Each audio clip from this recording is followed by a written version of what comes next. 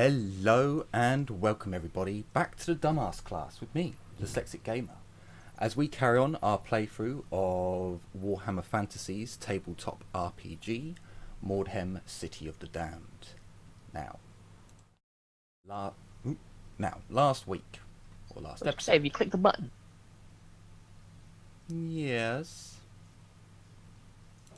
It should be live. Yeah, it's live. Oh, okay, it's exactly on Discord. Is it not? that took a really long delay. It's just come on now. So last time, our group of adventurers had slain the vile giant spider that was hiding in the cave, seemingly protecting its young. The group had smoten the young and annihilated the eggs, or at least one person did. They hauled the loot out, and they opened the chests.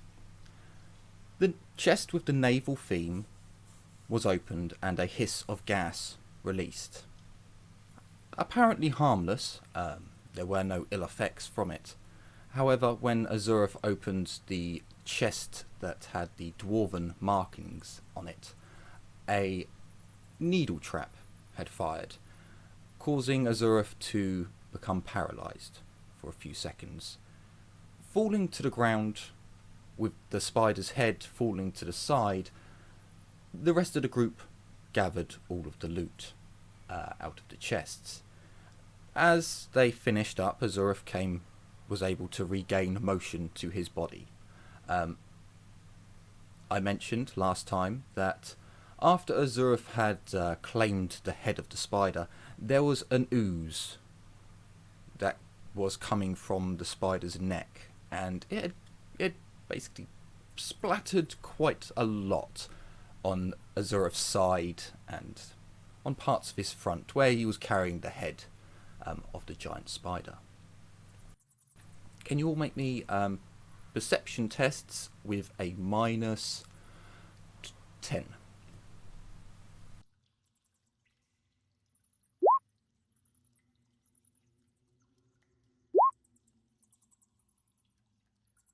With a what is? Minus 10. Minus 10. Minus 10. Perception minus 10, okay. Oh, take away the 10 from me. My bad.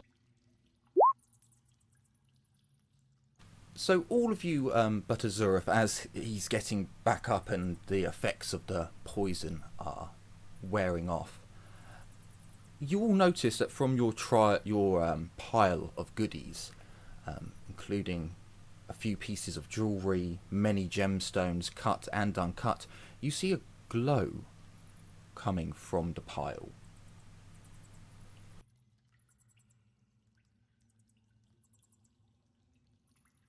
Meanwhile, I'm more concerned with the fact that this spider goo is getting all over the fancy armor I have. I'm gonna use, where is it, magical sense to see if it's a natural glow or if it is a magical glow.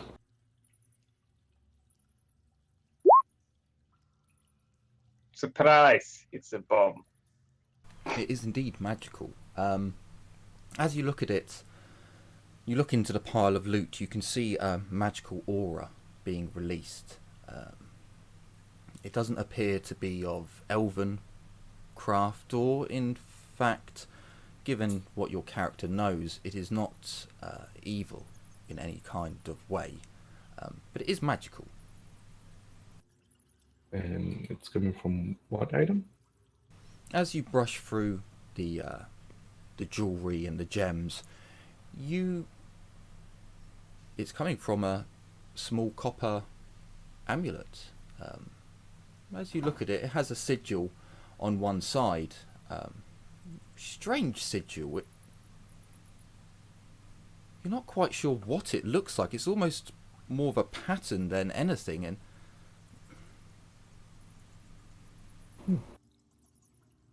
Interesting.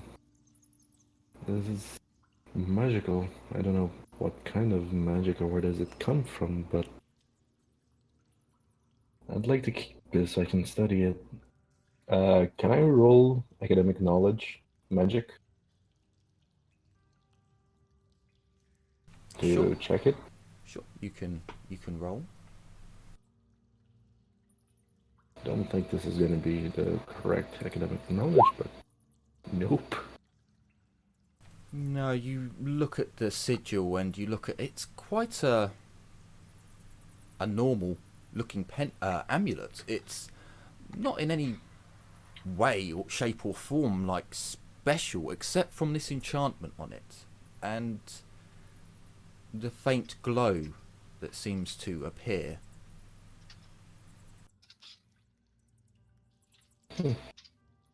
If you don't mind, I'd like to keep this.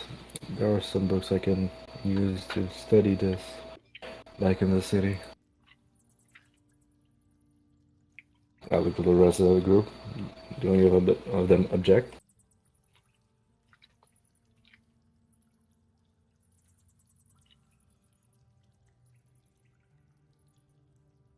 You're gonna get yourself injured if you don't practice proper caution. Put it somewhere separate, then you can carry it. Very well, since there are no objections, I'm gonna pocket it. Somewhere else, the more you go to go put it in your pocket. I said proper precautions. We don't know what My it does. dear, it, Precautions, or from do the- you leave it here? from what I sensed, my dear, And don't I'm call the me my scholar. dear. From the sense that I got from this, it's not harmful or evil in any way. It's just a Proper curiosity. precautions, you don't know what it does.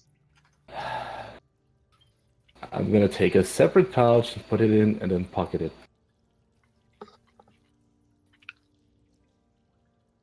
Fine.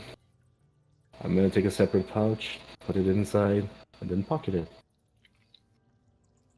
You're not a god, you can fail. Oh, I never said I was a god, my dear. No, but assuming that everything you sense is correct is the sign of believing it. And stop calling me my dear. It's demeaning and Well, insulting. Mayfly, very well.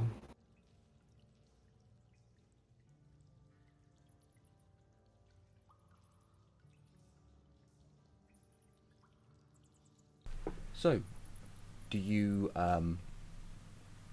pack up the loot, carry it back to the cart with Bill and Ted, or were there any other items you wanted to have a look at?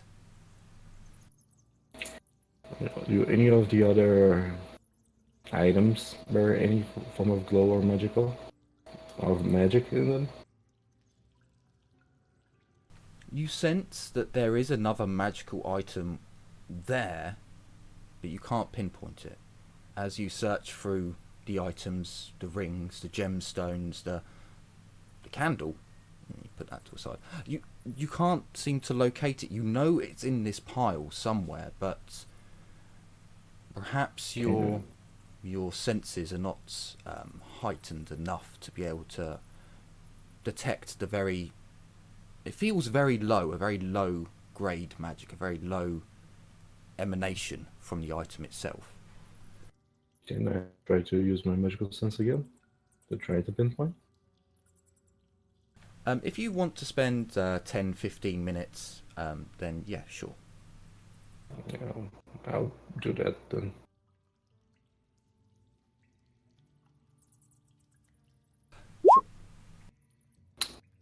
Actually worse. You still Damn it. can't quite detect, as you move the rings and the gemstones and bloody candle, you just can't detect which of the items is magical. You could spend another 20 minutes just moving each item away slowly. There are also the coins in there, so you do have a large number of coins, gold coins, silver coins to go through. I'll do that when we're in the cart and I'm not taking everybody's time, just looking at stuff. Sure. As you leave the cave, gather up all your loot, and you look out, you notice that the sun is getting very low at the moment. As you walk back to your cart, you see that only Ted is there. He sits on top of the cart. Excuse me, on top of the cart, and he gives you a wave when he sees you. as you come over, he informs you that it seems real late. So I'm guessing that you guys kind of parked like 15-20 minutes away. So you had a bit of a walk to get to the cart. Bill has gone 15 minutes ahead to where there was a clearing, and he's actually setting up camp as we speak. So you can move the cart along the road a bit to where Bill has hopefully set up a fire and started cooking up your evening meal.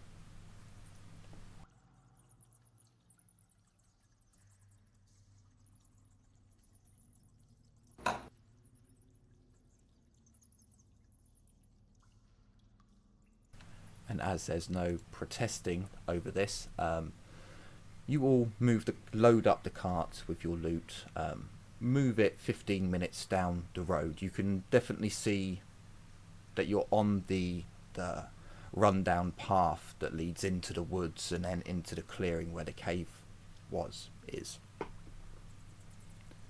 And you can see that Bill has set up a big the colander that you guys have to do your rations in, and he's currently cooking up. I believe he's already set up Miss Gabrielle's tent and arranged other sleeping spots for everyone else to be in. And Bill and Ted inform you that they'll take the last watches, so you guys can basically eat, rest, go to sleep, and they'll take the last 2 watches.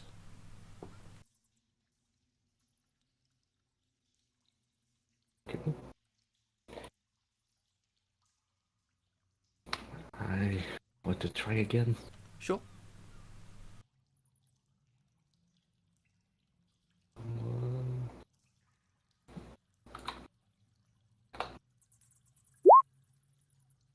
I give up. I'll wait until we're back at the city. Or maybe after I rest for a little bit. So you have about an hour before the sun goes down. You have about half an hour of twilight before night truly sets in. You eat, you talk, some of you clean up. You do notice... actually, no, you wouldn't. No, you wouldn't. Never mind. Would there be anything you'd like to do in those like 2 hours you have before you need to go to sleep? I'll just clean myself and go rest. And censor myself. Would anyone else like to do anything?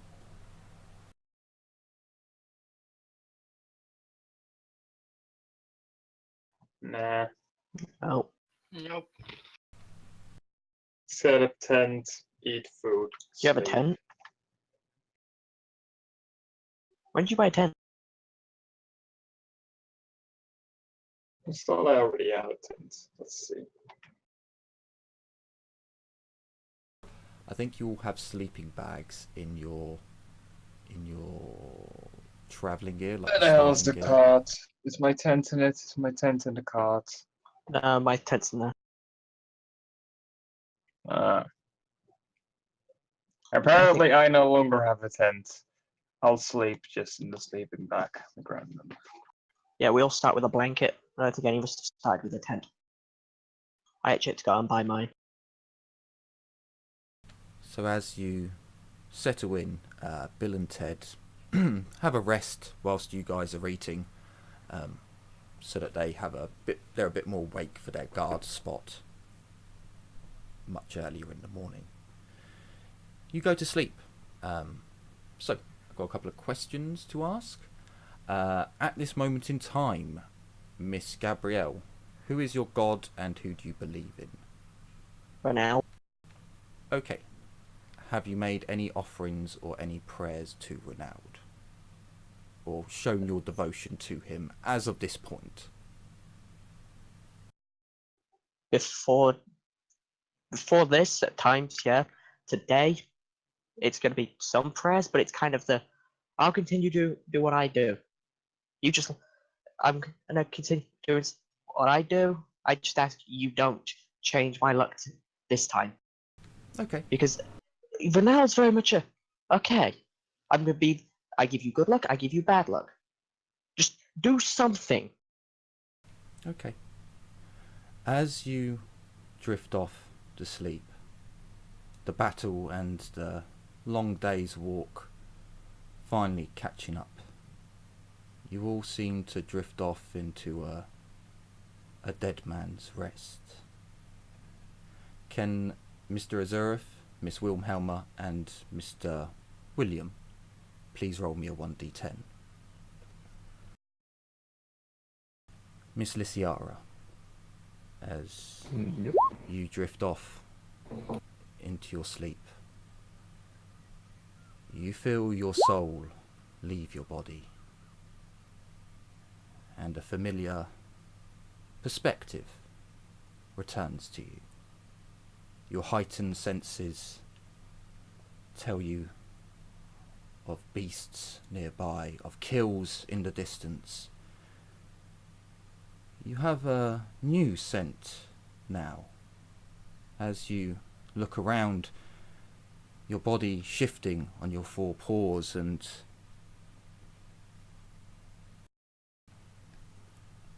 you see one shadowy spectre, almost made of mist or smog. It shivers and moves as you look at it. The only way to truly describe it would be a shadow wolf. As you look, it stands smaller than you, dark, and it shivers and moves. But you get the scent of a pack mate. You look in front of you and you see another wolf. Dark grey fur, much smaller than you. Much smaller, and yet clearly defined muscles and scars cover its body of what you can only guess are brutal battles fought once before. And behind you, you see another wolf.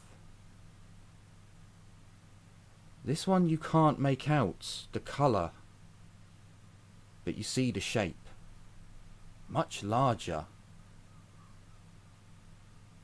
and yet has a frailty to it in some way. You look in front and you see the smaller wolf begin to move forwards. The shadow wolf falls in behind, and the older wolf next. You take up the rear, ensuring none of your pack are left behind. You walk for what seems like miles, through the forests until out into a field. The smallest wolf stops and sniffs the air. You instinctively begin to sniff yourself. Smoke in the distance. Your ears twitch as you can hear the crackles of wood splintering and falling. Your pack moves on further, keeping on the path, until the smallest wolf, the shadow wolf, and the old wolf pass over a brow of a hill. You quicken your pace to keep your packmates in sight. You reach the brow and look.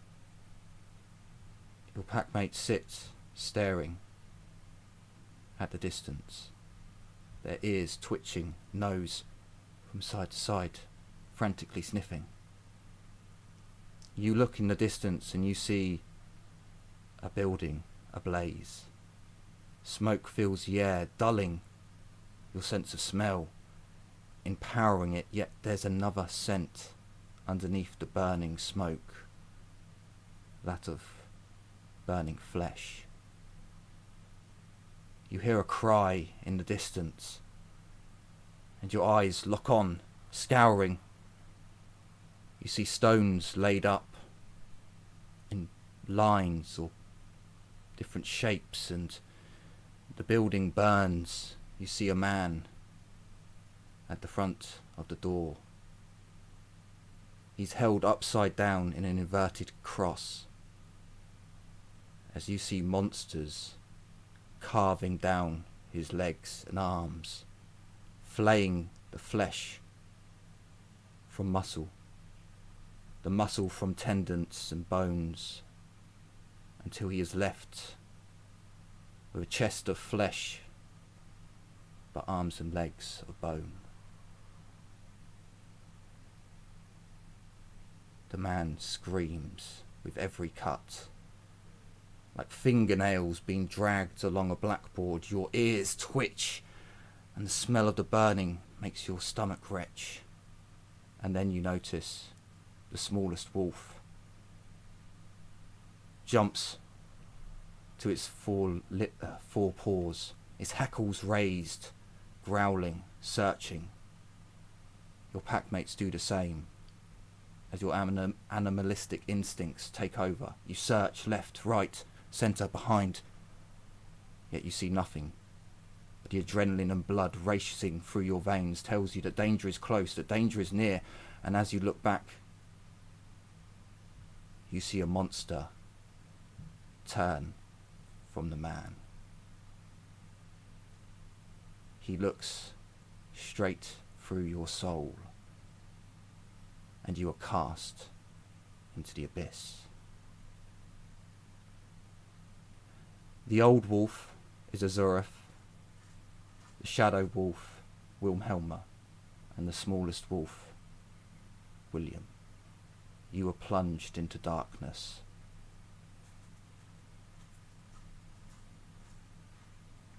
Gabrielle, you feel as if you've stepped through a doorway into the square of Siegfriedhof. You look around confused, but I was on the trail. How can...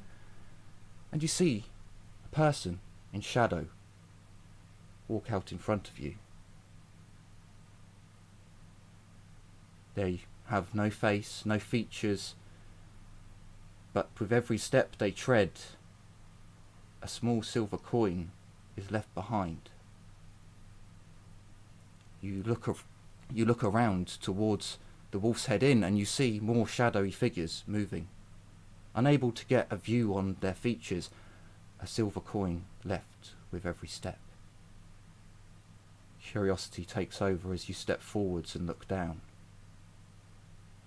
The silver coin is plain on one face, and yet you reach down to pick it up. Your fingers go straight through as you hear a voice ringing out through your soul. The price of life, the blood of all, the ultimate gamble which I control. You look left, right, up, down. You don't see where the voice comes from, but it seems to resonate in your head. Life is given as a currency to all, but creatures take what is mine to control. Wealth and luck are for everyone, you see, but I control how much you receive.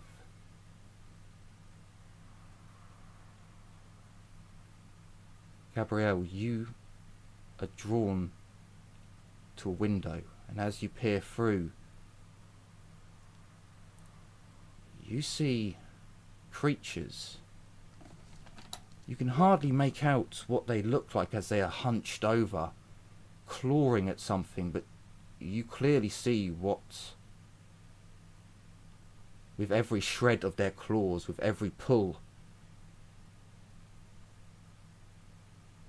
silver coins come flying, and they catch them all, greedily pocketing every last coin that drops. These creatures take far too much. you all awake to the sounds of Bill and Ben. Fire! There's fire! Over in this... Wake up! Everyone, get up! You all snap to. Yet a feeling comes over each and every one of you. That dream does not leave, and the feeling of dread remains. Christian, I had no dream.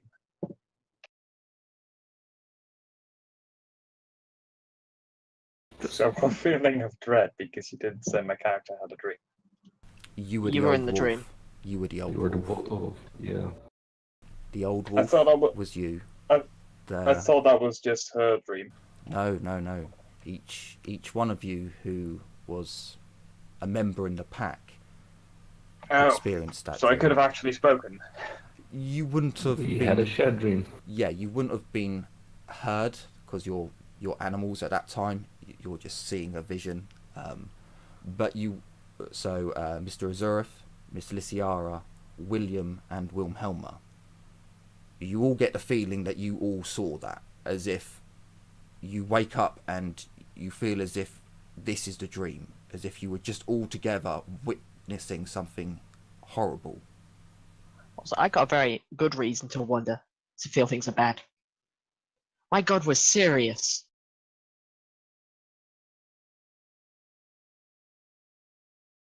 At least what I think was my god was serious. I have no clue what to draw from this. Yeah, that's the problem with prophetic dreams. They get thrown at you to confuse you, and then when you find out what they mean, you go, how'd that mean that? And then it gets explained. But yeah, let's go. Look, let's quickly grab my stuff. Probably don't have time to don my armor and go look at the fire. Because I'm probably going to fight it. We'll go with Miss Gabrielle first. As you jump up, grab your weapons and look up to where Bill and Ben are pointing, you realise it's a long way off. You look and it's on the horizon is red. Something very far away is burning. Ah. Does it look like the forest is burning? No. At the moment, as you look down, you can see the path begins to open up more and more. And as you get probably to about 300 meters-ish, the forest disappears and it opens up to the fields, which is near... I will bring you all over.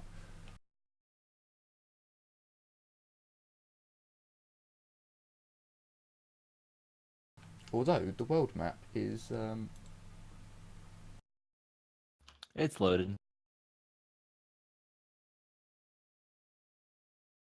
So if where your cart is, so the fire is in this direction.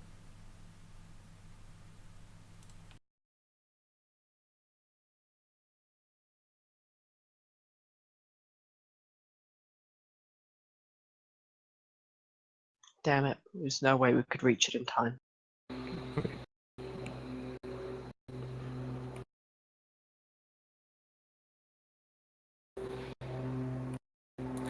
I'm gonna check the winds of magic and sense if actually I probably can't sense anything, but I mean, you can sense if the wings of magic are any different than normal. You can yeah, but sense- if it's over 5 kilometers away, I basically can't tell anything. you can sense one overwhelming feeling. There is something very dark in that direction.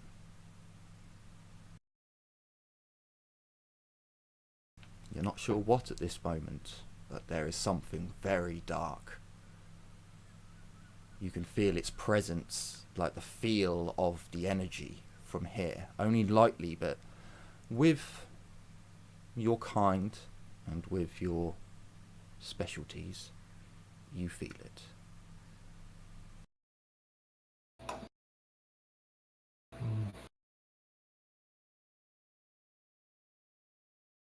Whatever that is, it's a very, very bad omen. Let's go kill that Elman. I'm gonna put on my Also, armor. I don't know what that is, but the hairs in the back of my neck have definitely stood up. Yeah, whatever. I just had a very stupid dream and I want to take it out on something. Let's go that way. Not so sure how wise that is, but It's not meant to be wise. It's meant to be I want to take it out on something. well, I wouldn't be a mage if I wasn't curious. So There we go.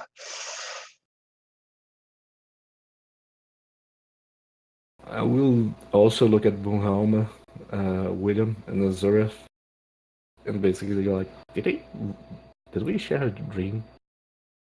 Possibly. I This is don't just what care. this is just what she's Stupid saying, words. basically. What did you do with magic? Don't do that ever again, please. I didn't say that. I was singing that. I was just like, this is weird. Something stupid with wolves. I don't give a shit what it means. I can guess it now, so probably won't be able to guess it in like the next few months or something. Let's just go deal with whatever that problem there is. Are we fit to move? I'm asking to do a. And never had a shared dream before. We are. This is weird. I wasn't asking you. You're not the one in charge setting up the cart at the moment. Fine, I'll go help him. You were busy. You're busy putting your armor on. I'm just done. It takes ages. For narrative's purpose, can't we say that I am done putting my armor on? Yeah, sure.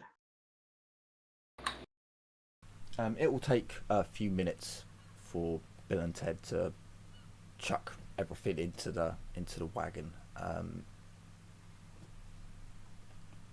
then you set off. You move.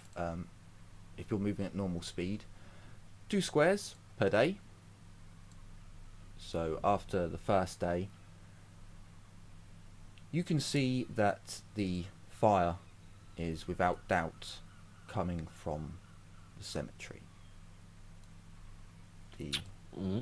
Aye, that's a good sign. From this distance, you can see that the fires still burn.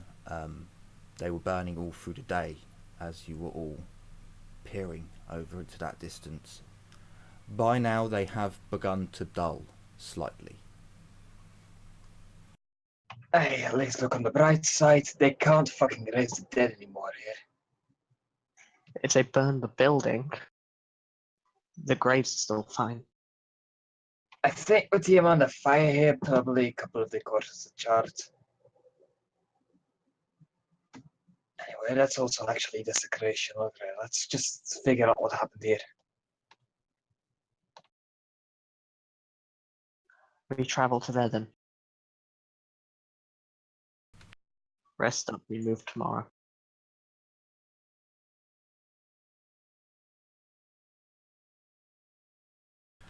So you travel for another day. As you get halfway through the day, well, the next morning you wake up and there's a very low glow in the distance.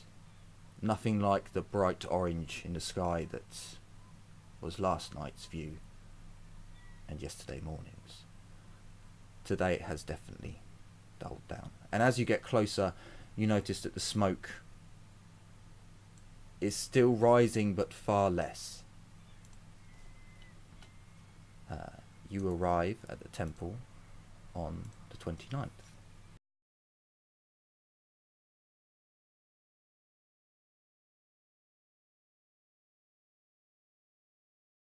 As you get to the temple, you see it is in ruins.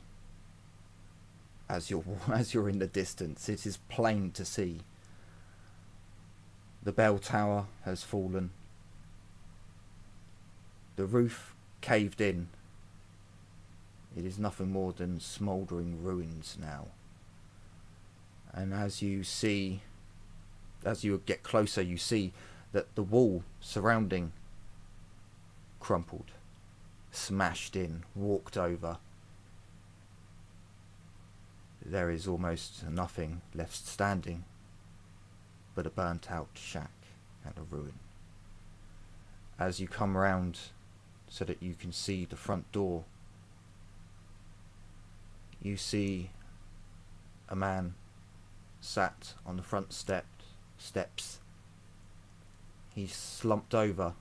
You see his head slumped forwards and his face towards the ground. You recognise his hair, but then you see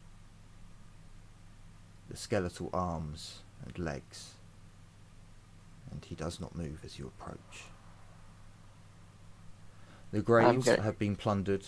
Every one is open and defiled. You see you're not quite sure what it is, but it is a twist of arms, innards, and other distasteful things. Genitals on sticks and heads skewered upside down to have brain matter coming out of where the neck should be. Lysiara, you immediately, without needing to read the winds of magic, know that this abomination is what emanates the dark power that you first felt. This thing should be destroyed.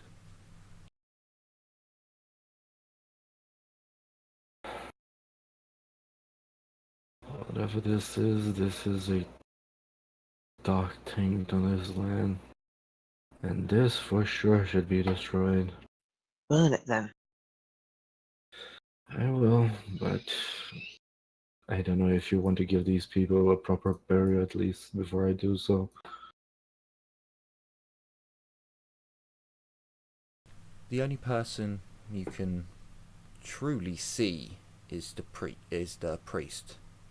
The other parts, as you look, you don't see you see parts of people, but not a whole one.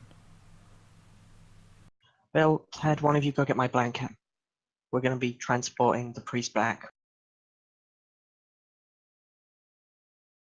He deserves a burial at the town. I'm gonna make a small prayer to Isha, and then I'm gonna start destroying this.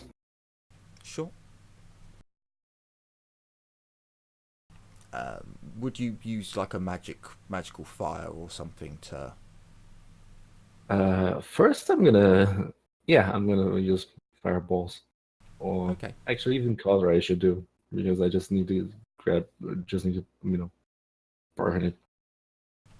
Okay. So as you fire off your barrage of fireballs, the thing lights almost immediately, almost as if the rotten, filthy skin was just waiting, just like tallow to a flame. It goes up in a giant fireball. You see that there are ravens dotted around the graveyard itself. And as you destroy this dark monument, this abomination to more, the ravens take flight, almost in one. But they do not fly together. They take off to the four corners and beyond. You see at least one heading towards Siegfriedhof. Another one you could guess towards Wartbad. Or was it Vertbad? I think it was Wartbad. Yeah, anyway, the capital city of Stirland.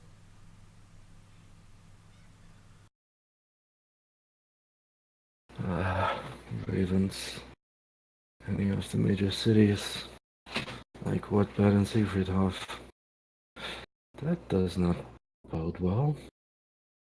You would also know once the ravens take flight, a spell has been cast, magical power has been released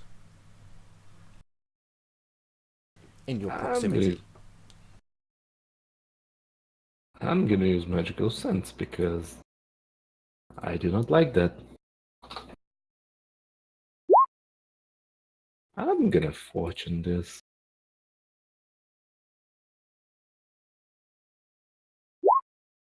Much better. You very quickly realise that the enchantments around this place were not destroyed.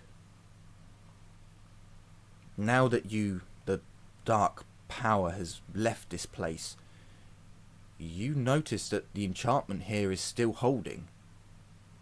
Just was not powerful enough to overcome the darkness of that totem or idol. With that thing removed, the magic in this place seems to have reacted in some way. You would, with your level of magic, you'd know that this is an alarm spell. This is to raise the alarm of the individuals who have placed the enchantment on this land. Okay.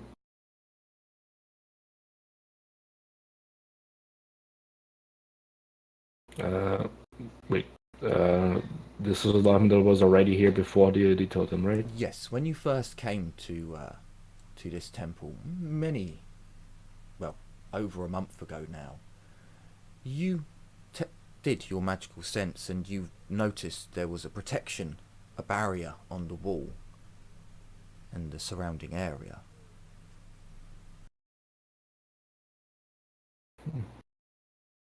Something's not quite right. This place is littered with protective spells, alarm spells, and yet they were overpowered by this totem. I forget which one is it that can. Which one is it that's got the pigeon? Bill, That would be Bill. I'm gonna go up to Bill. Bill, may we borrow your pigeon to send a message? We need to inform them, at the very least, that we're bringing back the priest. We don't want to be accused of murder now. he does as you say. He takes his pigeon off of his shoulder. He takes out a little carrier bird parcel. As you scroll it out, you can see that it's you can place a bit of paper in there, and it ties around the pigeon's wing. Not wing, leg. If you don't mind, Gabriel, I'd like to write a coded message to Balthazar. You can inform him when we get back.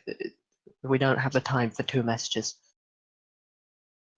And at the very least, the guards need to know about this more than he does. This is magical in its essence. He would probably be best if he was aware of this. If he was made aware. And the guards, if he didn't feel it, the guards will let him know when the message arrives.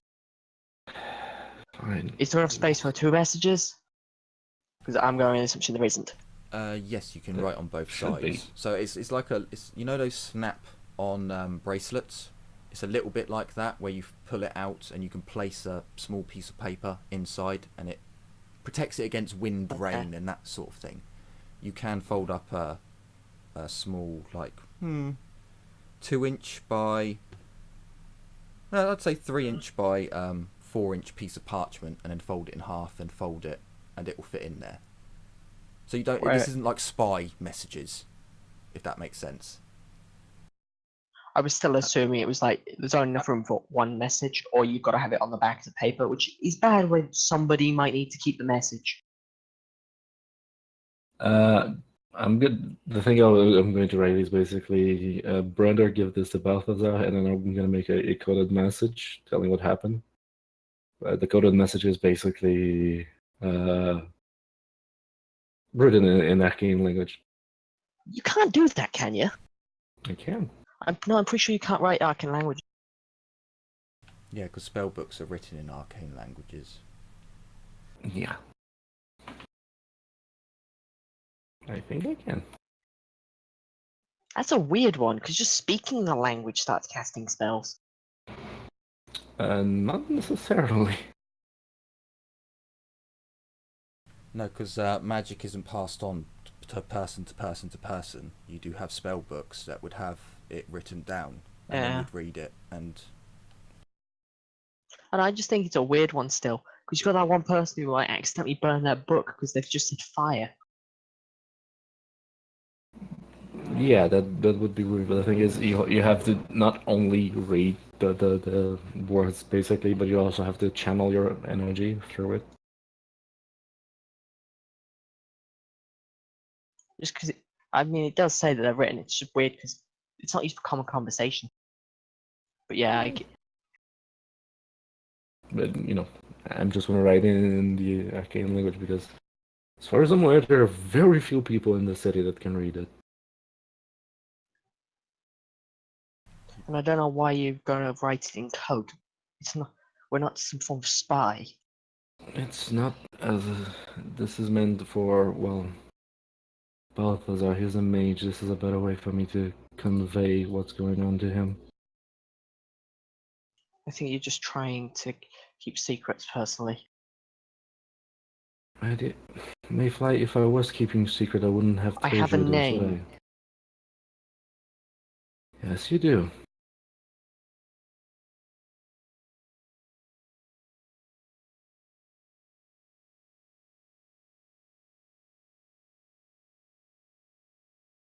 I'm gonna drop it, but Gabrielle does look pissed at what you're doing with the name thing. And Lucia doesn't really care.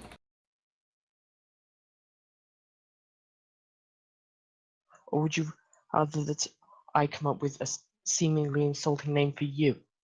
Use my name. Sure. I'm gonna keep writing and then here, Gabrielle, the message so that Balthazar can read it. Give it to Bill, please.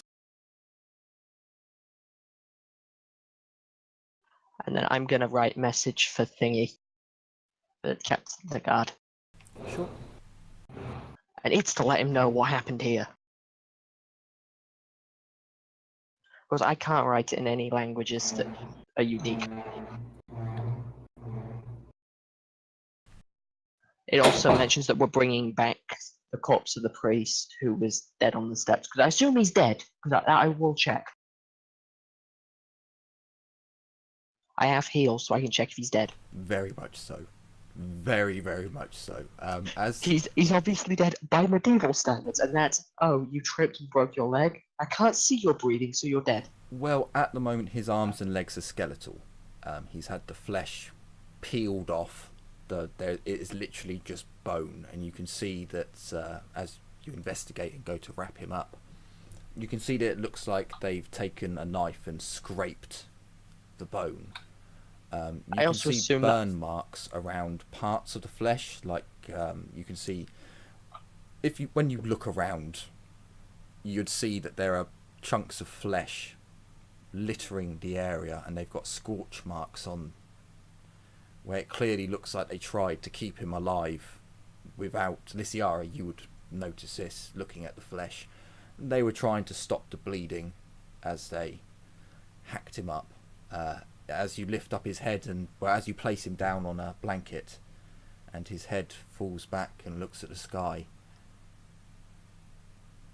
there is utter peace there. There's not a single sign of anguish or torment. He looks as though he has just closed his eyes and gone to sleep. Also, I'll call over Billy Bob to help me wrap him. I'll go.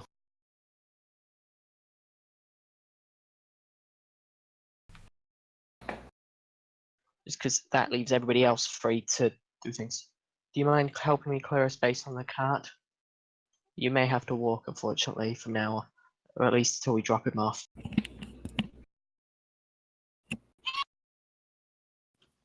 Sure thing. And then I look at the corpse for like a split second of a bit annoyed, and then I'll just go back to normal. It's only while we get him back to town. He's done good by us.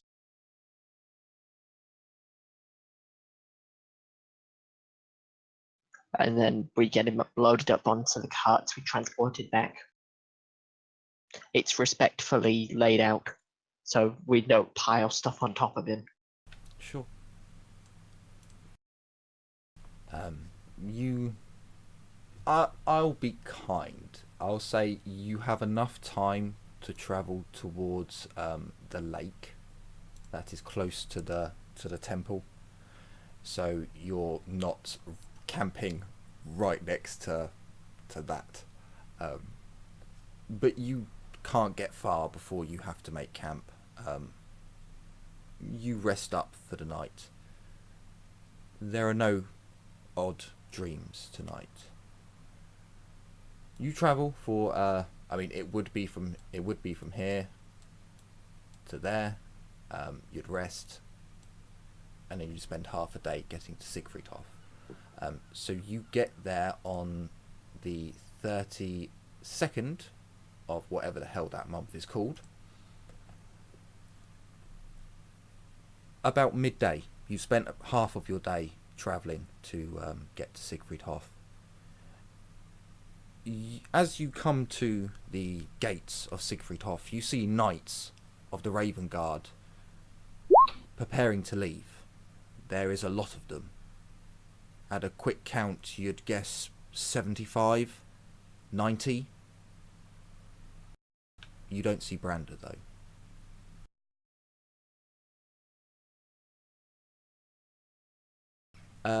That's next month. In 2 days' time. In Lysiara, was that a magical sense as you got to, or was that from the graveyard? That was from the graveyard. Since how many days are we going to take Sorry. to It travel? took 2 more. It took two Two more. more. By Okay. the way, that So month I last Ulrich's I will fight. try again. It's different I will month. try again. Yeah, on the last day of this month is the 33rd, and then we go over to the next, the one that you posted. Your magical sense, the winds of magic seem calm again. You don't sense that darkness that you did before. And can you roll me a magical theory, or a magical academic knowledge magic with a Okay. plus 20? Good Jesus. And while we're traveling, can I roll history to see if I can remember these types of events happening in the past? Sure. Uh,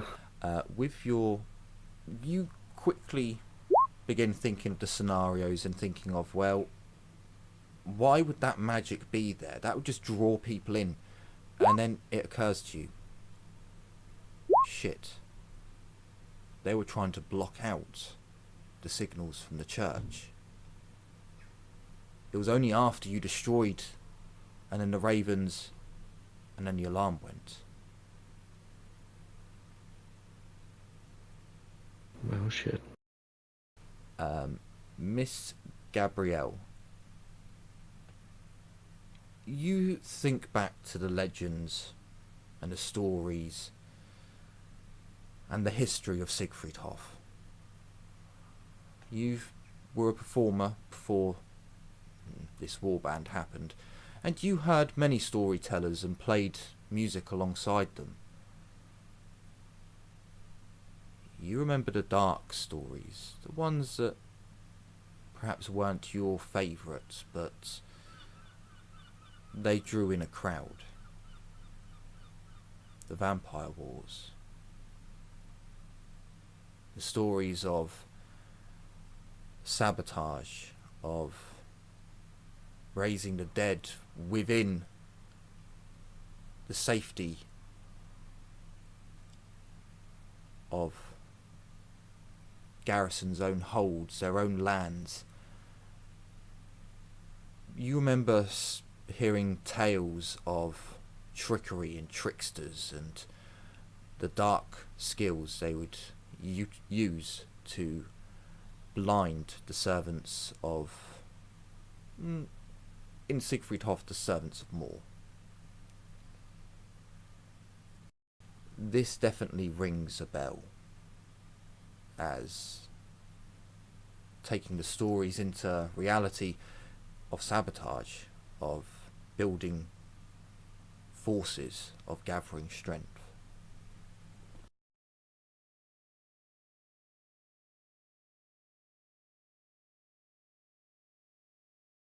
Ah. The vampires will have done it. Whatever that was, the only thing I can think of from history that's done that before were the vampires, but they did it in towns. Well, that makes a great deal of sense. After all, the vampires have been working to undermine the magical protective spells from Siegfried Hoff, and, well, we all remember Eric Malgus.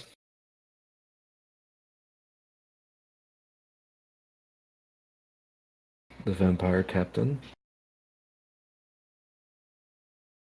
Yes, we know him. Let's keep moving. As you continue getting closer to the gates of Siegfried Hof, the knights raise their banner, the banner of the Raven Guard, and begin to position their horses, and they start off as a slow trot before forming in to their formation.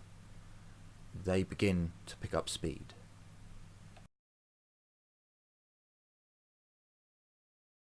And I'll be in the old uniform for when we're coming into town, because this is a very important event. I gotta look next to my best. Good. Trotting in over our direction? Are we still Yes, in the they same? are. You are coming towards the main gates, and the knights are outside, getting into formation, and they are just coming towards, making their way down the road towards you. Can I make a perception test to see if there's anything wrong with them? Sure. If their formation, uniform, or maybe something along those lines. They are clearly Raven Guard knights. Some of them still have their visors up, and you recognise a couple of the ones from when you first attacked the necromancer at the Temple of Mor. He was one of the knights who was sent out to find out what had happened. Okay. A few others you notice are guards from within Siegfried Hof. You've seen them in the marketplace from time to time.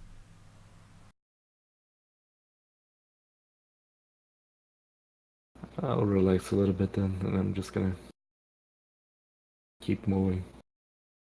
They begin picking up speed, getting closer and closer to your group. Bill instinctively moves the cart over to one side, and he's almost teetering on the edge of the road and onto the grass next to it. It's not a ditch to cause you any problems, but clearly making room. I'm gonna concentrate anyway, just in case. Okay. The knights, as they get to your group, they slow down slightly. As they come to you, they are 4 in a row. They slow down one side so that 3 lines continue through, and 1 line stops, as there's clearly not enough room. As the knights charge past you, the last line falls in behind, filling in their number to the 3 lines. You did not stop them, so they charged on.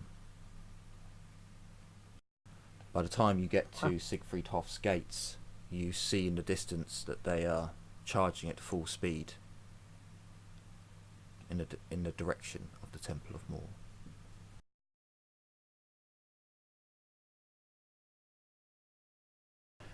The letter didn't arrive in time. You enter Siegfried Hof. you see that the guards in particular are on edge. As you enter into the slums, you see a couple of guards actually manhandling and punching down and smacking a couple of the... They look like lowlives. Poor slum dwellers, perhaps. You don't know what they did, but as you carry on through, you see that the guards are visibly anxious, and their necks constantly turn, looking down every alley, every corner, and every nook.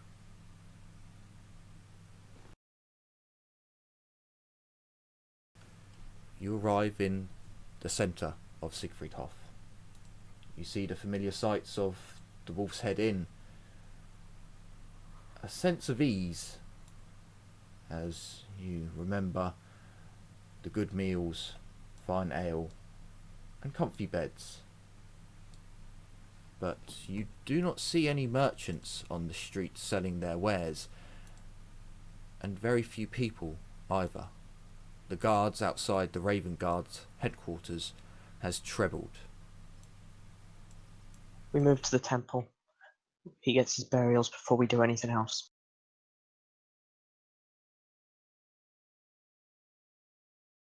Do be careful. You said so yourself. They tend to raise an army from within their town's own walls, so... A cemetery, although a holy place, may be one of the most dangerous places around. And yet, I should also say they had trouble with those granted the right to war. And he'd have wanted that. True. It's what he'd have wanted, not what I feel. Does not mean you should not be careful.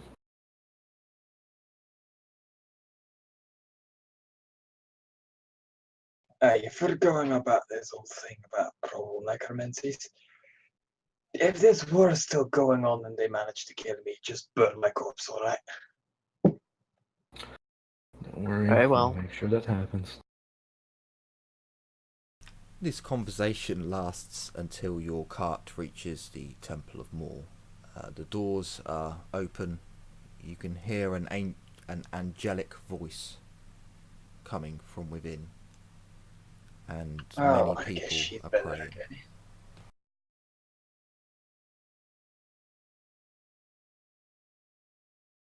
Someone see if they can go inform the priest.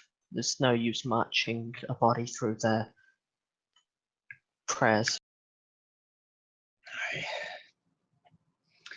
Any volunteers, or should I do it? I'll give you, you can see that there's, so the temple is a standalone building. There are no buildings connected to it. You can walk all the way round unimpeded. You can see a couple of robed figures. They have the symbol of Mor, and they are in what can only be described as a friar's robes or acolyte's robes. They're outside the front of the church, and essentially they're doing a very creepy. So the way that the priests of Mor, like, so for Christians you do a little prayer, put your palms together, you might give a little bow. For the priests of Mor, they put their hands out with two fingers, and you know how you close the eyelids of a dead person? They do that to whoever comes towards them. Very creepy. Okay. Very well. Completely normal by their standards, though. Yes. Probably something I've gotten used to, considering how long my character's been alive. Admittedly, it does say in the book that people from other regions do feel a bit creeped out, because Mor isn't a major god in every province, so it is kind of creepy even to outsiders. I have been in this province for quite a while, though, so... Not the specific area of the province, but in the province. As in this part of the empire. Anyway, I'll go over there. I try to talk to one of them. And just the moment I close my eyes, I'm like, yes, right. Can I open them again? Sure. We've got a dead priest of yours. So they don't actually close your eyes, they just do it in front of your eyes, so they don't touch you. But the young acolyte, you can still see he has like quite bad acne and is very young. What? What? I need a mat from the cemetery. I'm gonna start walking over. Don't explain it in a way which makes a bit more sense. His mouth We is need open. to talk to. His mouth is open, and he's kind of gone white a little bit. We need to talk to one of your priests. One of your fellows has fallen defending one of your cemeteries, and we managed to transport him back. The man looks quite taken aback, and it appears as if perhaps the priests have been informed. Please, yes, come this way. Follow me. I shall take you to the to where we bring in well, the deceased. And oh no, Brother Angelos, it was him, wasn't it? We saw the smoke in the distance.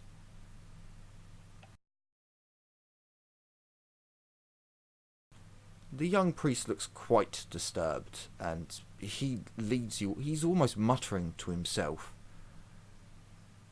He keeps pulling at his robe, and after you walk round to the side of the church, you see that there are big. It's almost like the doors at the general store, the offloading doors where you can bring in carts, but they're far thicker. They almost seem, and as you get closer, they are full iron. Like, not bars, a sheet with intricately and mastercraftly depictions of Moor, but clearly looks as if it protects from things coming in and out. As the gates are opened, the priest knocks a code. That's some good protection you've got here. This is the last sanctuary. Please, come. I will inform Magos that Angelos has arrived. He looks like he's about to burst into tears at that. And then he quickly turns and walks up a flight of stairs through a door. As he opens the door, you can hear the Magos' voice echoing down the stone hallways and through the corridors. You can just make out he appears to be doing a sermon of some sorts. As you look round, you can see that this seems... it's very cold in here. You're a little taken aback by how cold, in fact, and as you look round, there are stone tables. There's about 8 of them, all in a storeroom-esque building. A large amount of room to walk round each table, and you see embalming bottles and other jars and tools you'd probably not want to imagine their use. Okay, so, oh god, we just walked into the graveyard keeper's basement. Essentially, yeah. Except, at least these guys don't practice necromancy. Or take their brains. That we know of.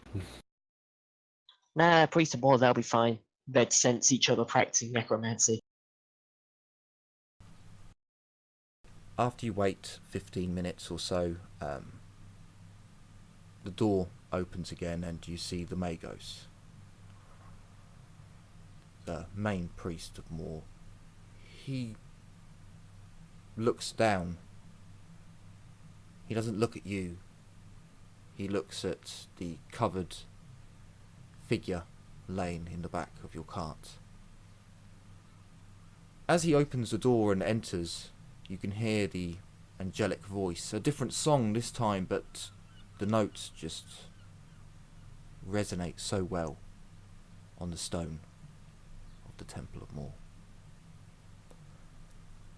The Magos moves with surprising speed for such an old man and quickly makes his way to the corpse. He places his hand. How was he found? No. Please, assist me. The Magos opens out the back of the cart, and you see Bill spin round on his seat and quickly take the shoulders of the body, easing the corpse out. The Magos takes his legs. If this shows any sign of like the body slumping and going weird in the middle, I'll stop it from doing that. Okay, 'Cause so awkward very quickly angles. you see that the Magos has got Angelos's legs, but he's barely able to hold the legs up at this moment as Bill slowly eases the corpse out. You move in and take the shoulders as Ted takes the middle. The three of you place the body on the stone table. Following the Magos' lead, it's almost with reverence. He slowly takes the cloth off and reveals the corpse, and you see he was pale already, but now it looks as if he's about to hit the grave. How could they have such barbarism? Huh? I do not wish to know, but I believe they're following the tactics from years ago. The ones that the legend spoke of that caused chaos inside towns. Where not even our own dead was safe. He stares into Angelos's face, and it almost doesn't seem as if he's listening. And then he erupts. Blood flushes and fills his cheeks, and he lets out a cry of rage. This will not stand. I will not allow this. They have desecrated our brother. They have... If what Brander tells me is true, they have defiled our sacred land. Mor will not let this stand. We will scour the filth from the lands. He moves again from the withered form that he seemed to take when Angelos was revealed. They seem to be two different people. He now moves with such vigour and with such strength. You wonder if they're the same person, as he rings a bell. He pulls on a rope, and you hear the ringing as the young... it's not a monk. Yeah, we'll call him a monk for now. The young monk enters. Magos? Call in all of our knights. We have a war to fight. Are you... Yes, Mago. Yes, Magos. Please, inform Brander. Mor marches to war. We shall inform him. It's a sight to see. Just ask that whatever happens, you make sure that the dead are dealt with before war. I understand that you will, but once war begins, even the greatest people may forget the slightest of things. My dear, your words may be wise, but we war against the undying, and we will lay them to rest once and for all. No mortal does such barbaric things to the living or the dead.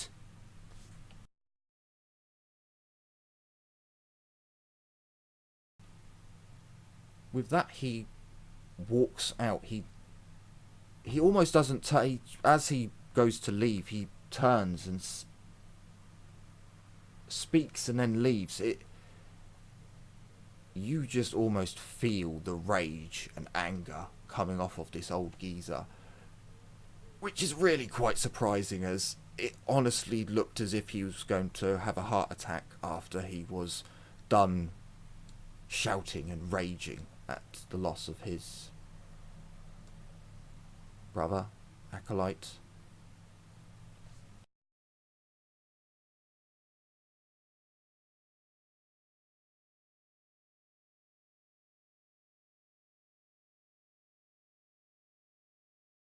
I guess we're done here.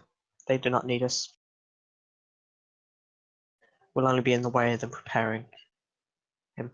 You may keep the blanket. I'll buy another one. I'll say to the nearest person who's tending to Angelos. Because I assume it's bloodstained. After the Magos left, the priest left, you were left alone. Just your party in the room. Then I'll just say, they can keep the blanket. I'll buy a new one. Because I do assume that his body bloodstained my blanket badly. Yes, so at the shoulder there's bloody stumps which have been charred a little, but it's not much blood has leaked out onto your blanket, but there are definitely gore and And because it's been transported in the back of the cart, any gore that's just like loose flesh is now part of the fabric. It's smushed in there. It's smushed. Because we're not in the age of smooth blankets where it's really easy to get stuff out. No, this is like the coarse wool, cotton type crap. And your cart doesn't really have suspension. It's got a little bit because a dwarf had a look at it, but it's when you hit a bump, that corpse does rock. So yeah. Yeah, it's got suspension because it's made of wood. But wood's not very good at being suspension. So yeah. You make your way out, reversing the cart and making your way back towards into town. As you come out and begin to leave, you can see there were at least a dozen or so worshippers in the temple. You no longer hear the angelic song, and you see people leaving. Many of them are teary-eyed already.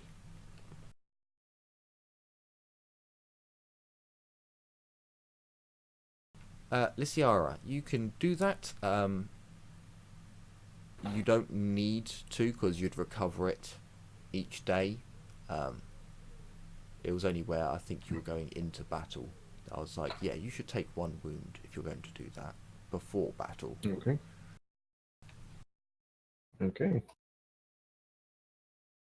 So you make your way back to the centre of town.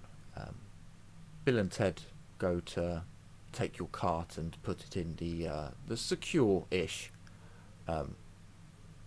stables within the Wolf's Head Inn.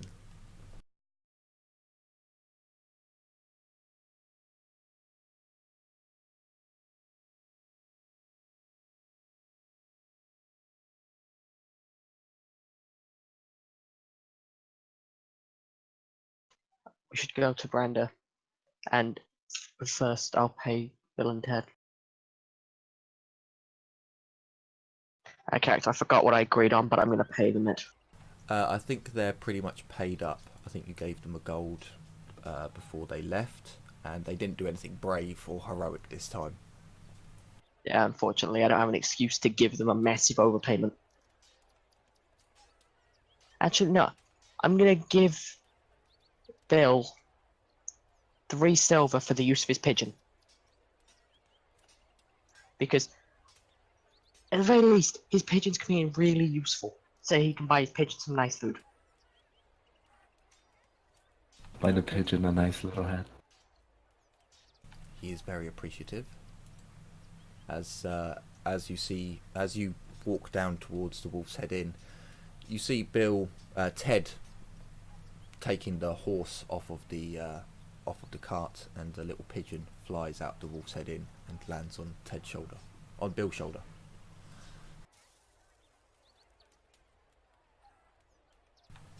Make sure to get him some nice food. On me.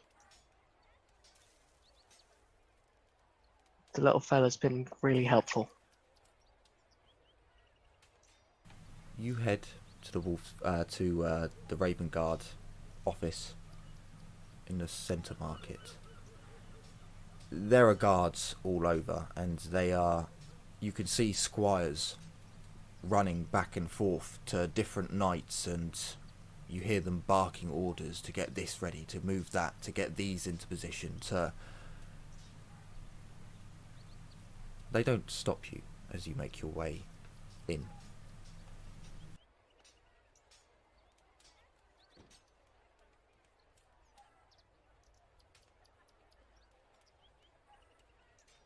As you knock on Brander's door, you hear a familiar voice tell you to enter, and as the door swings open, you see Brander sat behind his desk.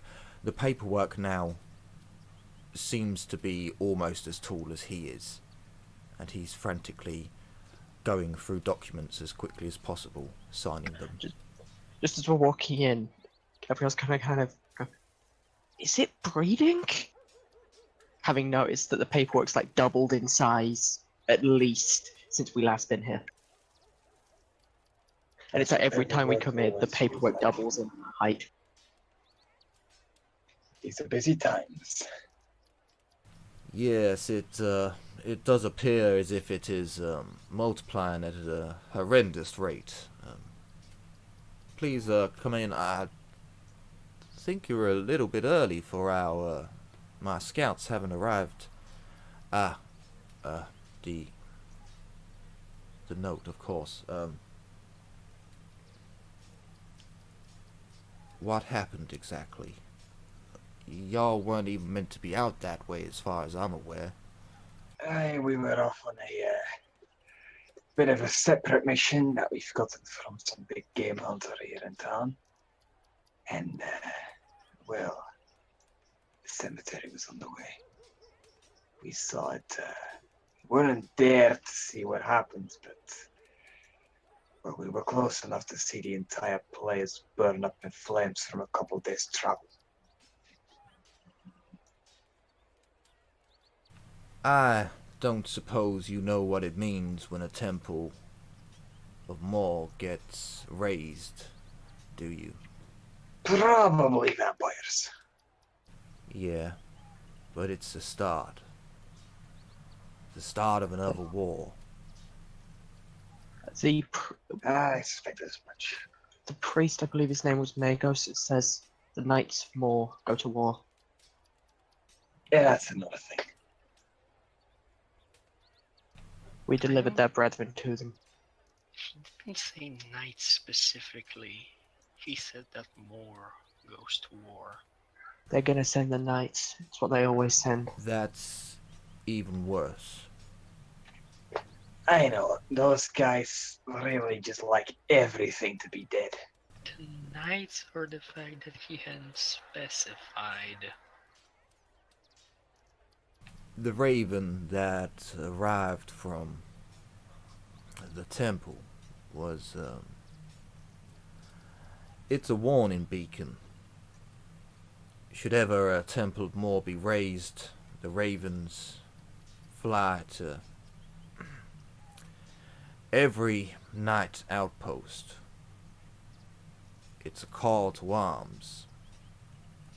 It's an immediate response to stop the corruption of the vampiric taint from ever taking hold. And Siegfried Half is gonna be the war zone, it seems. Hey. That's gonna be pleasant having both Knights of the Raven and the Knights of Moor in the same place. I mean, I do respect your role, but the Knights of Moor are sometimes just a kind of bit crazy. Yeah, With all due they are. respect. And they don't work well with others, which makes, Considering the fact that they'd like to see everything be dead, yeah, they don't do well with others no more. So, at the moment, I am trying to fight the pile of paperwork for requests for more funds, releasing this, that, and the other, and now with your news, which, don't get me wrong, I'm glad we had someone there to to report back. Or so you didn't see them there? We didn't see them actively raising the thing. We were too far away from that.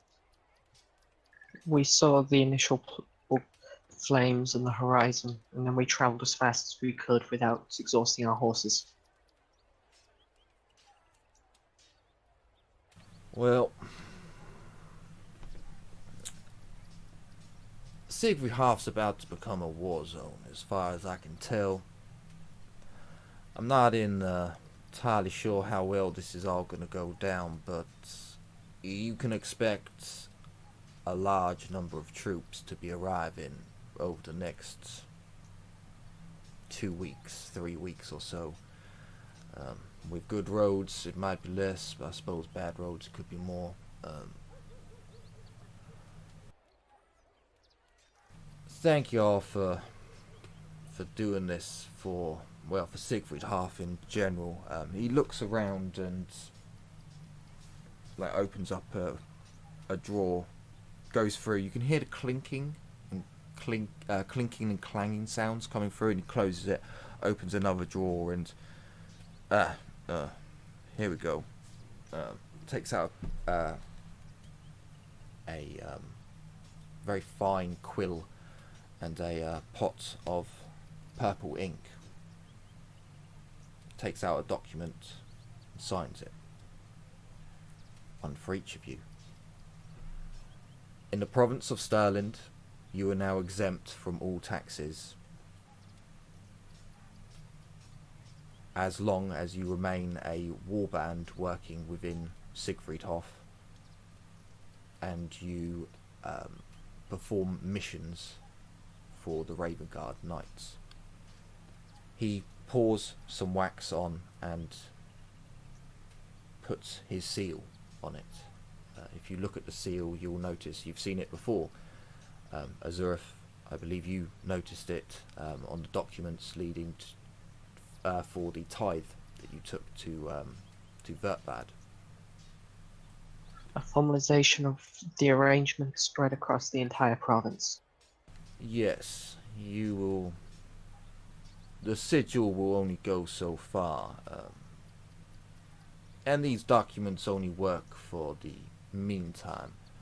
I will have your tokens made by the next time you by the time hopefully my scouts get back and inform us of some good news for once. I doubt that's going to be a thing for a long while. I'm hoping in the next week, maybe 2. The scouts might actually know how to track those responsible for attacking the temple. With luck, extreme luck, we may end up actually managing to hunt down the vampires before things get too bad. Brandon nods. That's what I'm kind of hoping for anyway.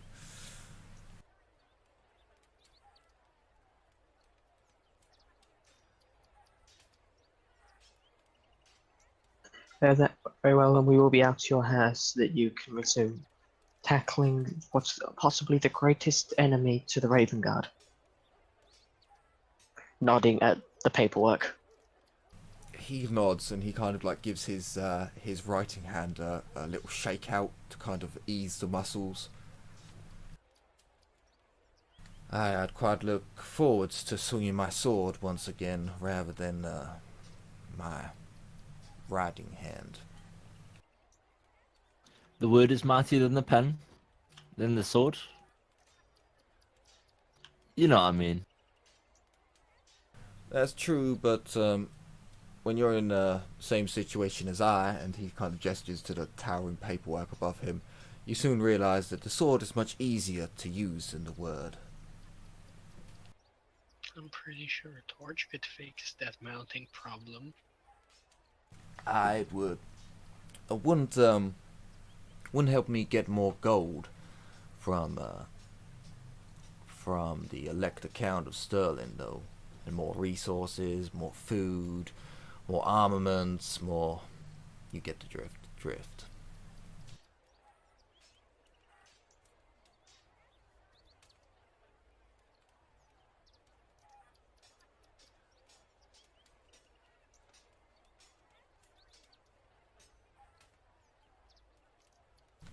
Well, if there's anything else I can help you with. We will be out here, and Gabrielle will go to leave. Doing the whole polite. The niceties we have to observe in case somebody's watching. Sure. I've also just done the whole payment for. I'm gonna have to pay for my blanket when I inevitably have to replace it. Sure. So that way we don't have to go like, oh yeah, I gotta go talk to general store guy. Should I go in? I buy blanket. I leave. Sure.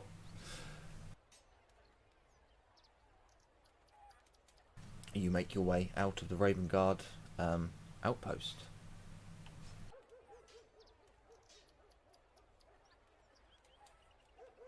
Let us go deliver the spider head, and then we need to rest, prepare for what's to come. It'll only get worse. Probably. I'm gonna need more armor. I need to study. And I need to go see Box One. If the dog can raise the dead to rest, get it on side sooner. Studying can wait. The dead can't.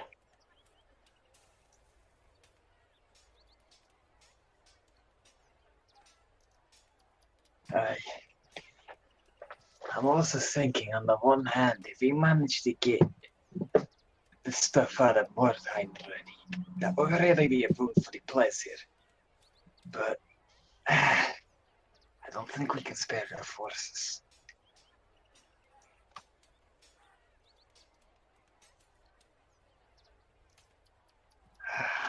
Let's just get this hit delivered.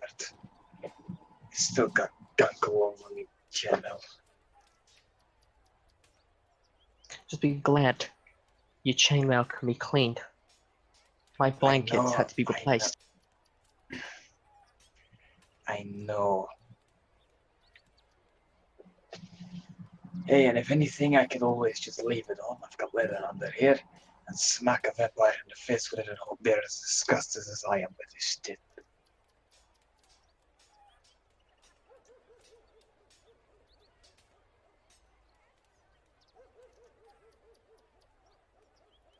Who else is going to deliver his bloody head?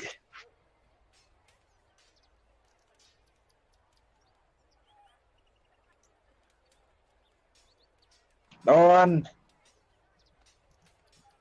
What? I say, who's coming with me to deliver this bloody head? Hey, Bob, are you coming with us? Wilhelma? The hunter was quite amusing. Sure, I'll come along.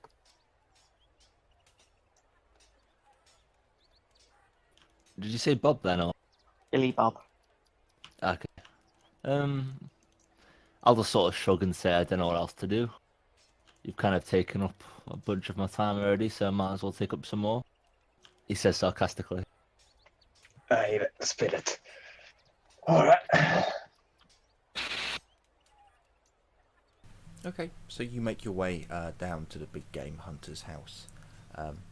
You knock on the door. I am the one to give him the bloody hit. I get it off. I fought the thing. I get to give him the hit. I really thought you were about to say, I am the one who knocks. Also that. You knock, and the door, as you knock the first time, you knock the second, the door has already opened. We pulling this trick again. We know where your freaking magic walls are. We got your head. He's got to keep up the mystique. Hey, I've had enough mystique for the last couple of bloody weeks. You enter the house, and you don't see the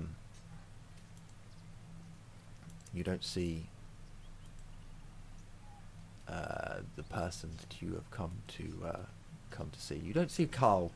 Sorry, I completely forgot his name then. You walk past into the trophy room, and you see him now. He stood in front of the wyvern, looking up on it. He's a very small person. He's what did I say last time? About 3 foot, just over 3 foot, staring up at this quite large wyvern. Kind of a misty, reminiscing eyes as he stares up. There's a big pipe in his mouth, and his eyes are very, very red. What? Oh. The spider head. Sorry if it's a bit jarred. Alessiara almost blew the head up as well with the bloody fireball. I was trying to take it out the old-fashioned way, but no, she just had to throw fire at the problem.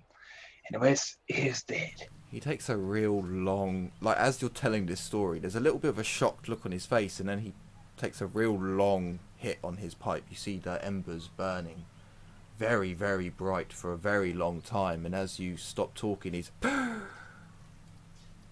Who in the hell are you? he's too high to understand what we're telling him. We should come back in a bit. Oh, Unless- hang on. Nope. Who are you? Billy Bob, can you try and talk to him? You know the state he's in better than most. He looks at the head that Azorth is holding out. He's like, that's a nice head. I think I've got some people going out looking to get one of them. We were those people. We've got it for you. We're friends with William.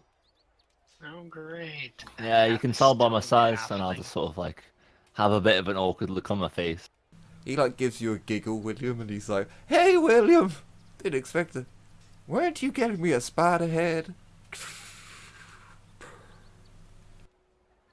I'll just With the hand open of my it- mouth a little bit and then just close it slowly. With the hand that's not holding the spider, I just freaking facepalm. Oh god. And I'll just say, yeah, I got it, and I paid some random guy to carry it for me.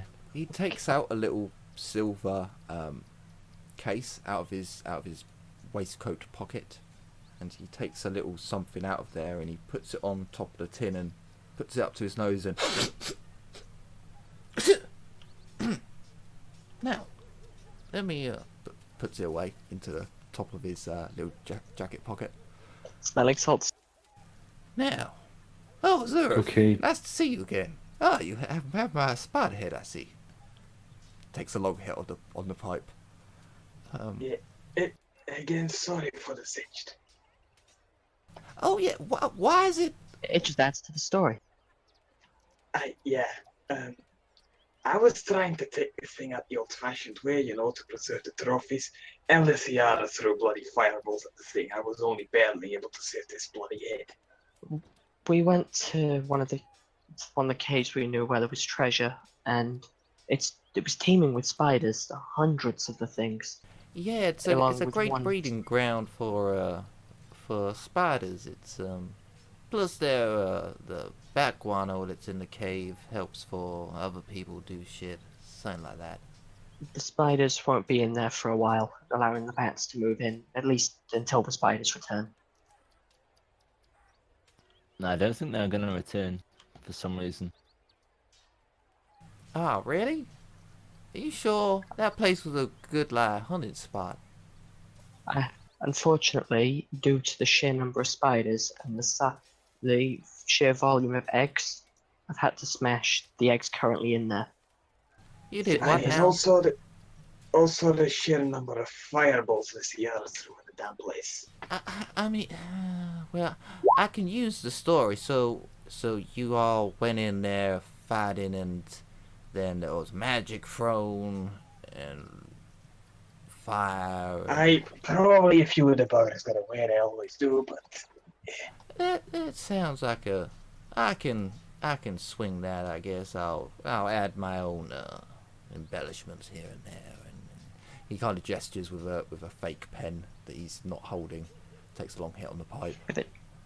But it's sad that you all went into, cause it's not like it's a good money hole, you know. I wanted to hit. Wasn't me. The web will be fine. So the spiders from another local cave will move in. Just for now, we don't want to risk millions of baby spiders spilling out and overrunning the local countryside.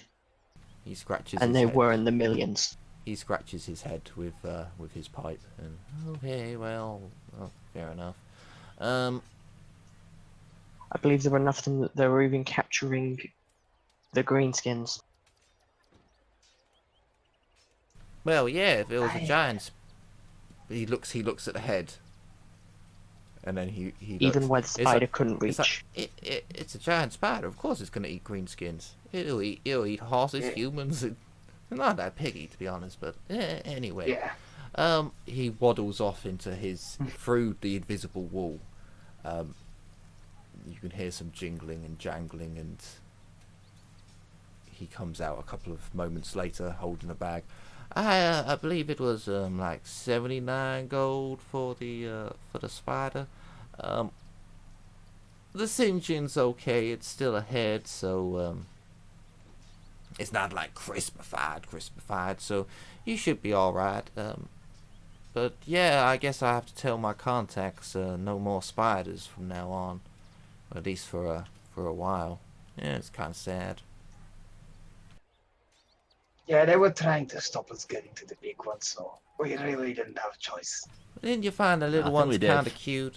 You know, little furriness. No. Also, They tried to bite me, and none of them actually managed to get through the chainmail. I think a couple of them actually, for a while, got stuck in it. so why didn't you just bat them away? Just go away. I did, and then they died. They were Yeah. strong enough to get through my clothing. Also, Azurf, don't cut yourself until you clean yourself off. Now, that's poison you got all over you. He looks at it, and it's expected kind as of much.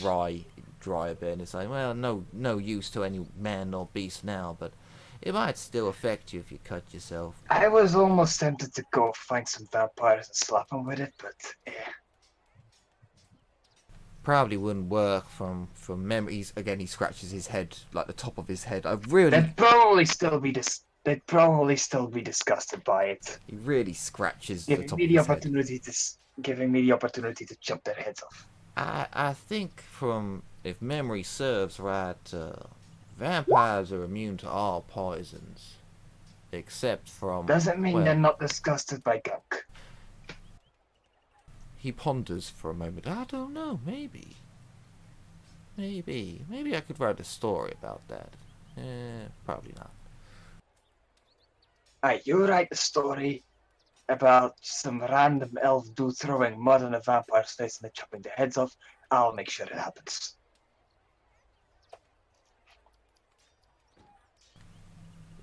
Fair enough. I'll keep that in. He just tips his pipe out onto one of the the stone stands for the displays, and then he takes out another much larger golden tin, and opens it up and starts filling his pipe again. And then he takes the embers from his burnt out pipe and puts that on top and starts toking away. Good, good. I'm glad everything worked out for you, but I'm really high, so We'll leave you to your You know, state. enjoy being high or whatever you call it. I'd rather be drunk. Let's go. a drink sounds like a good idea, but I'm hungry. He's like pondering to himself as he looks at the elephant, like, I don't know. Yeah, kind of, kind of. And if he decides to join you, we'll let William come back. I'm sure you two can be high together. I just turned to Billy Bob and you know, I'm kind of glad you didn't give me that bloody weed, because if that's what it does to you, yeah. Let's go then. And Gabriel's gonna leave the guy to go be high in the corner. I leave as well.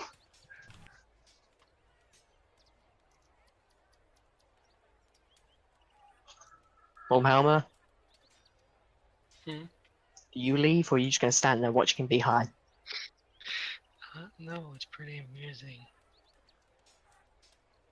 I then will come pick you up and do this. Fine, fine. Killjoy. That's my job. Killing and killing joy. You forget complaining about the armor. I am actually about to start complaining about currently thinking do not have enough armor.